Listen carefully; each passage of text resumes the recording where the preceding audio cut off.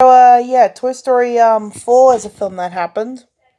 They could have just ended with, Toy Story 3, but but instead Pixar chose to, cash in on the success of Toy Story for just one last time. So yeah, let's talk about it. Hold it. So yeah, what are my thoughts on Toy Story 4? I think it's a pretty good film. I think it's a really good film. The characters are wonderful. The characters are great. The animation is by far gorgeous, even for Pixar standards. But then again, that's probably because of the good dinosaur and stuff. But yeah, um, the animation is gorgeous, and the ending is probably, I hate to say this, but even better than the third Toy Story film's ending. Hate to say that, but I think it's true. So yeah, I'll explain how the. So I figure let's talk about the film. Let's not waste any more time, and let's talk about the film. So the film literally opens up like somewhere in between Toy Story 2, in between Toy Story 2 and Toy Story 3, where like the toys are like trying to save RC, who was featured in the first and second film, in the first and second film, and they basically try to save him. They actually end up saving him, but Andy's little sister, who I forgot her name, basically gives up Bo Peep, and Woody's about to, go save Bo Peep and stuff, but he realizes that Andy still needs him, so he ends up staying with the other toys. And then we get a transition scene where all the, of the other films, and we even get a scene, a remake of a scene of Toy Story, the Toy Story 3's ending of Andy leaving, going to college, and Woody settling down at his new life with Bonnie. And yeah, and basically what happens is, and after several years and stuff, Bonnie starts to not use Woody anymore. He takes she takes the badge that Woody has, and but like puts it on Jesse. And so that happens, and that happens, and Woody's just not getting the love and treatment that he used to. And then and it's Bonnie's first time going into kindergarten, so he hops into her bag and basically gives her materials in order to build, make a new friend. And this friend is Forky. And she ends up building Forky, who is a spork, by the way, who's a spork. And and creates this toy, and and the toy, and this little toy ends up coming to life. And Bonnie brings her bag back, and Woody and all the other toys realize that Woody went to the kindergarten or daycare, I'm not sure. And so then Woody introduces the toys to Sporky, and so yeah, and that ends up so yeah, that happens. And there's a constant joke about Forky constantly going into the bin, because that's where he came from. And he's kind of true, because his materials came his materials in order to build him came from the trash. And so he constantly goes in there, and Woody has to constantly fetch him up to Bonnie and stuff. And Bonnie realizes Forky is missing the next morning, and Woody gives Forky back. And then they realize they're going on a then and then they say they're going on a road trip, and thus we get like a montage of them like going on this trip, as well as Forky constantly jumping out of the RV, to escape from the other toys, and get to escape from all the other toys and stuff, and then Woody has to has to constantly jump out of the car to save Forky. And there's one time where, Forky actually jumps out of the car and escapes for good, but then Woody jumps out of the car, out of the RV, in order to save Forky, and then, Woody saves, once again, gets Forky again, and, they have this conversation about what it's like being a toy and stuff. About what it's like being this toy and stuff. And they eventually make it to the place, and so they they're walking down, and they realize they need to get to the the RV camp or something, and then they get there, and then just as they're about to go there and get back to Bonnie, they realize that Woody realizes there's this antique shop in which he thinks Bo Peep might be in, so he's like all right, I want to go in there, and so he goes in there, and he ends up getting caught by this doll named Gabby Ghana, I think that's what her name was, and all these other dolls and stuff. And Gabby Ghana needs this like Woody's voice box or something. And I can't really, I can't really remember all of the film, so I'm just gonna explain like bits and pieces of it. And so they realize that Woody hasn't made back, so Buzz decides to use his inner voice for advice and stuff, and so he tries to get to the get to like the highway, which is where which for some reason he thinks Woody's still there, even though Woody promised that he would make it there in time. And and so he ends up getting hit by he ends up getting hit by another roller coaster, and he ends up landing in front of like an I think I forgot I don't know what they're called, but I think it's like an outhouse sort of thing, and a work ends up finding the Buzz Lightyear toy, puts him up for this puts him up to this this little store as like a price he can earn, and and so yeah, Buzz is just hanging up there for a while Bonnie constantly looks for for Forky and stuff, and but and Woody escapes the antique shop, but Forky is unfortunately left behind there, and so he's like he's at this park and stuff, and then he's picked up by another kid, and then is immediately forgotten, and then he's picked up by a bunch of other random toys, and he's constantly forgotten. And at one point, he finally bumps into Bo Peep, the new updated version of Bo Peep.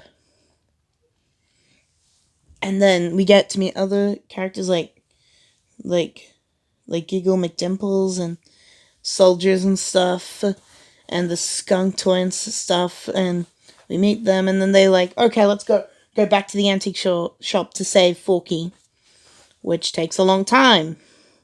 Because one of my problems with this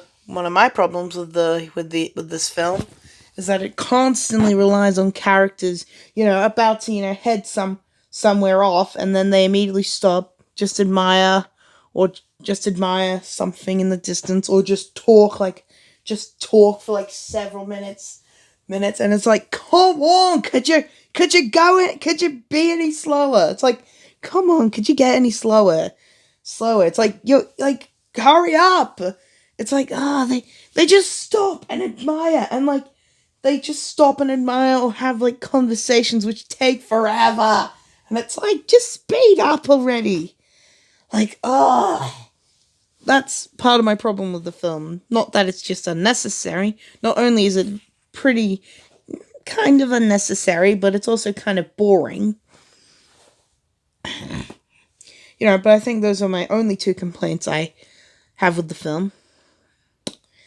And And so yeah, and then Buzz Lightyear is still in the shop, and then we get to meet this duck and bunny who are voiced by Key and Peele. Oh, this the dynamic duo that the comedy duo that they are. They meet them. He meets them while tied up. He eventually escapes, but the duck and bunny ends up following him, and then it cuts back to I think Woody and Co. And like they're playing they're setting up to get up to the antique shop, and then Buzz Lightyear's at the antique shop coincidentally, and he actually sees them up there, and Buzz Lightyear is running, and Buzz Lightyear somehow gets up on the roof, and Woody and Bo Peep are like planning and stuff, and Buzz Lightyear somehow manages to get up on the roof extremely quickly.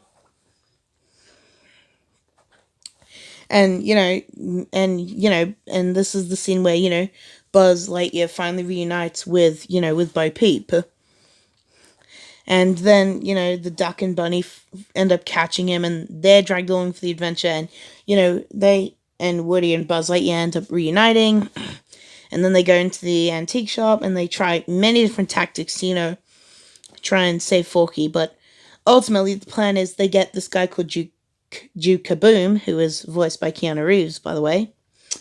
And in order to to ride his his motorcycle up to the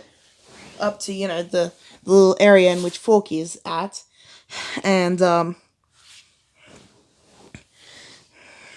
he has a bit of an existential crisis because he's a lost toy. He's a lost he's a lost toy, and he had an owner one time, and the owner got rid of him after the owner was disappointed by how the advertisement was.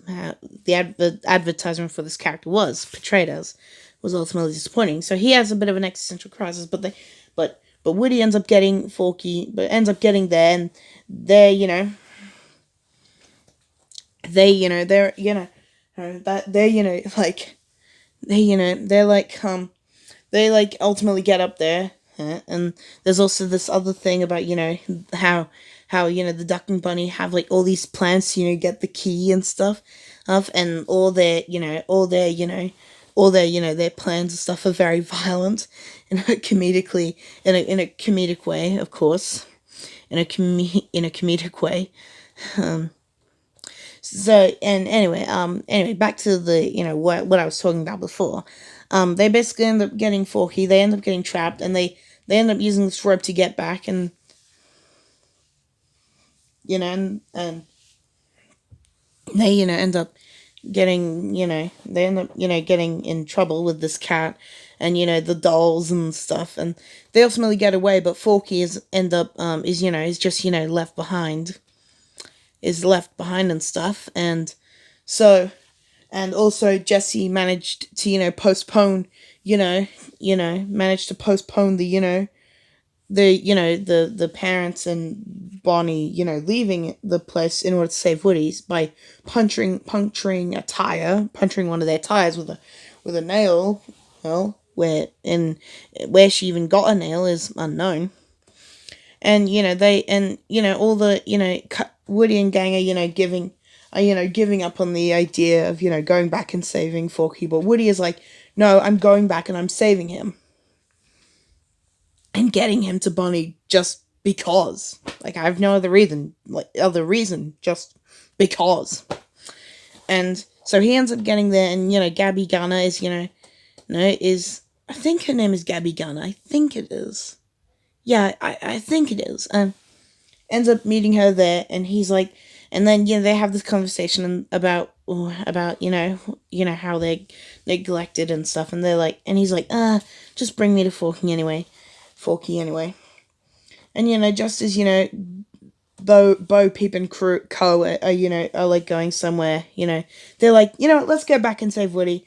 And so are the gang. So is like Buzz Lightyear, I think. I don't know. I think he just he got back there, and like they had this plan to get to then they had this plan to go back to the antique shop because Bonnie left her like bag or something, and Woody and Forky are ultimately are allowed to go free because Woody sacrificed his voice, his box thing that gets his his quality voice or something, and to her, and so she's ready to, finally be prepared to, meet up with her child friend, only to then just get rejected. They then have this conversation. Bo Peep shows up, and then they ultimately decide to go with Bonnie. Like, all of the gang decide to go with Bonnie and stay with her, and then they have this another scene. Then they have another scene where they just, where Gabby just stops, admires a child, just a random child, like a child that doesn't have anything to do with the story at all, except just get Gabby Gunner, like an owner, gets like Gabby Gunner an owner,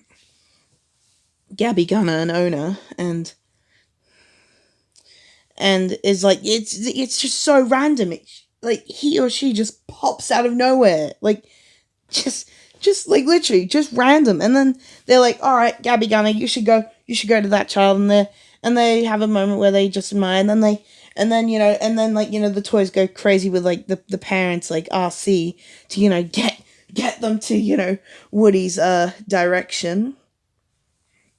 And so they ultimately do that, and they're doing everything in their power to stop the parents from getting from like escaping and stuff. And then Woody is prepared to leave Bo Peep and Co behind. And then there was this moment where they just they stopped for a bit, and they had like this moment, and in this moment I was thinking two thoughts. There were two thoughts in my head for what was going to happen. That either Woody decides to bring Bo Peep and her co, like, to Bonnie's life. They were going to do that direction, or Woody was ultimately going to stay with them and give up his sheriff badge to Jessie, and have this say goodbye to all the toys, Forky included, with Woody, staying with her, because, Woody is not, is not, loved anymore, about, not, cared about Bonnie, like things wouldn't have changed either, if Woody was there, like, things would have been the same. So, there were two thoughts in my mind. Which direction were they going to go? Well, in the end, it was ultimately Woody deciding that he wants to stay with Bo Peep, and ultimately leaves Bonnie's, Bonnie's toys behind. And I ain't gonna lie, that moment messed with my heart. That moment actually messed with my heart, and I actually found it more emotional than Toy Story 3's ending. I think the reason why I found, Toy Story this ending more emotional than Toy Story 3's ending is simply because I had no emotion for that ending. I mean, it was sad, but I just had no reaction or, emotion to it at all. But with this one, I actually had emotion, and I was kind of on the verge on crying. So, yeah, good job on that one, Pixar, I guess. So yeah, Woody ultimately decides to stay at the carnival, and thus all the other toys leave him depart and go on their own terms, And then we're getting, a bunch of, behind the scenes characters of, like, post credit scenes, or mid credit scenes, I should say. And of, Woody at the circus. Apparently what I read on Wiki, apparently I went on the Wiki to, read what was going to happen on what was what was happening in that film. And ultimately what happened was that there was a bunch, according to the Wikipedia, Forky actually ends up getting, a female spork, just like her, and introduces her to, like, the gang as well. That's what happens, and, like, that's what I read on the Wikipedia. I'm not sure how true that is. So yeah, that was the plot of, Toy Story 4, and I figured, now I'd give my thoughts on it. I figured I'd give my thoughts on it. So, yeah, overall, Toy Story 4 is a beautiful film. It's emotional, and it's very beautiful to look at, and the characters are amazing. I love the characters. I love all of them, and the emotion is even amazing here. But my only two complaints I have with the film are, what I mentioned earlier, that it's kind of unnecessary, than that they kind of should have ended it with the third film, because, it kind of ruined that ending now. But that it was also kind of boring. But those are my only two complaints.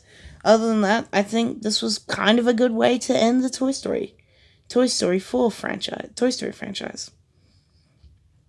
Even if it was, kind of unnecessary and was kind of a cash grab. So overall, I give this film a good old A-. So, yeah, that's all I have to say. Alright, goodbye now. The Extrovert Audible is out now. Bye, guys.